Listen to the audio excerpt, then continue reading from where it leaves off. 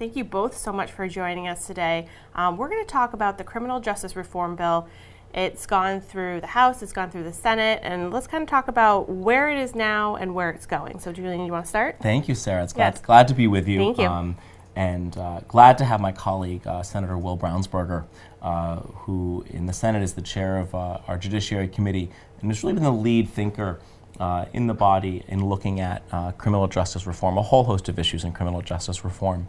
This is something that the Senate and the House have been working on for quite some time, but really I think in the past year having a really deliberative process in trying to come up with a balanced approach around how do you make sure that we're doing the best we can by folks who are involved in our criminal justice system, both across that. So the people working in it and the people that are affected by it. Of course, which is many folks. But really glad to have Will Brownsberger here today, who's been the lead on this. This is an effort that has been bipartisan, in the Senate, especially in the House, a strong effort. But we'll turn it over to my colleague, Senator Brownsberger, to describe the process that we took to get here. Wonderful. Well, it's really been something that's been going on for a long time, many years, really. There's been a deep conversation about the need for criminal justice reform, the need to lift people up instead of locking them up, the need to, when people have made mistakes and gotten involved in the system, we need to cut the chains that hold them down when they're trying to get back up on their feet. And at the same time, we need to keep in mind the needs of victims and the concern for public safety. And so that's a deep conversation. We've been having it for a number of years. We've been having it more intensely really over the last 2 or 3 years. We've had a very public process that with the Council of State Governments consulting, and then we've gone through a lot of hearings and developed a package of measures that I think are really on the cusp of getting done now. As you said, the House has done it, the Senate's done it, and we are about to embark on that conference process of reconciling the differences. I think we've got bills that are not too far apart that kind of at least talk about the same things. And I'm very hopeful that we'll work through the differences and get something across the governor's desk sometime early next year. That's wonderful. I know I've been talking to our state representatives about this for the past couple of months, so it's nice to see that everybody's working together to get this bill moved forward. I think it's great to see that the state is taking that, because I know it's a nationwide conversation, criminal justice reform, so I know that it's really important. I know one of the aspects of it that you guys have been working on is the mandatory minimums. Would you like to address that a little bit, and where we are with that and how that's looking as a piece of it? Sure.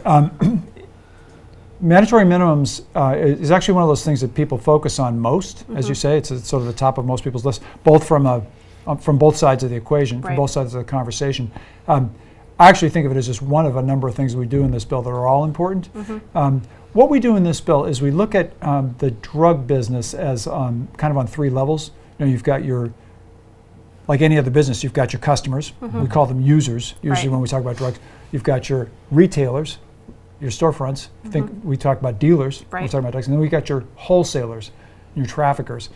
In this bill, we actually strengthen the mandatory minimum penalties for trafficking, and we address the issue of fentanyl. We don't have it on our books today, any mandatory minimum for fentanyl, which is really kind of taking the place of heroin in a lot of the markets of the state.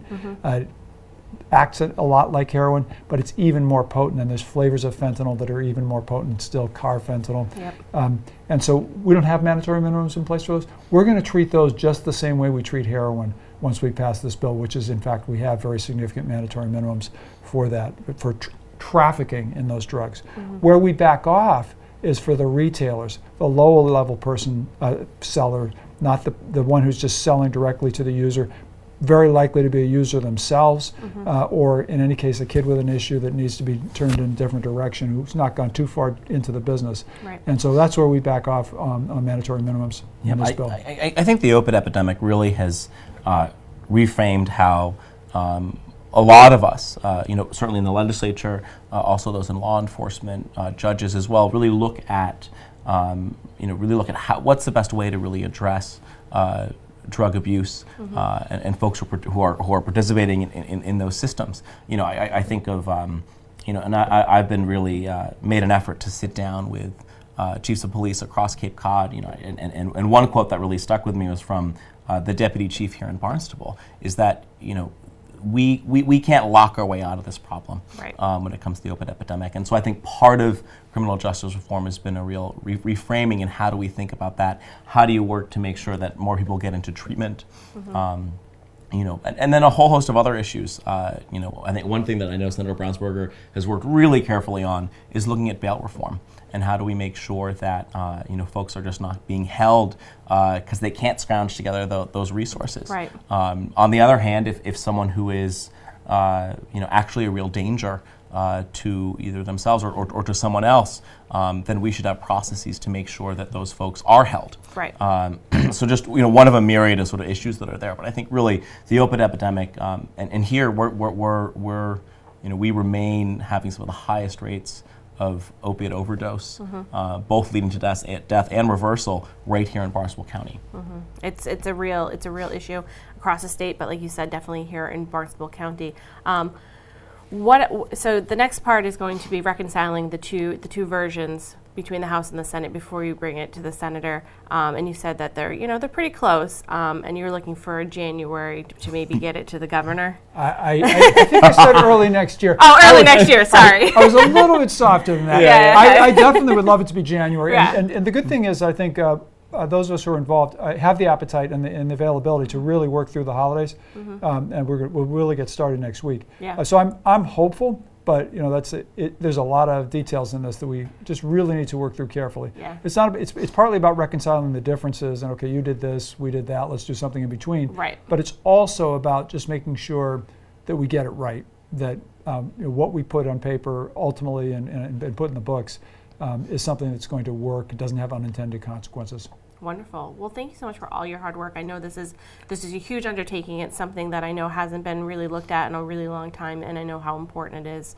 I know how important it is here to the residents of Barnstable and the residents of Cape Cod. So I appreciate both of your hard work on this, and thank you so much for joining us today. Thank you for having us in, Sarah. Thank you. My guests today are Senator Julian of Cape Cod and Will Brownsberger of Belmont.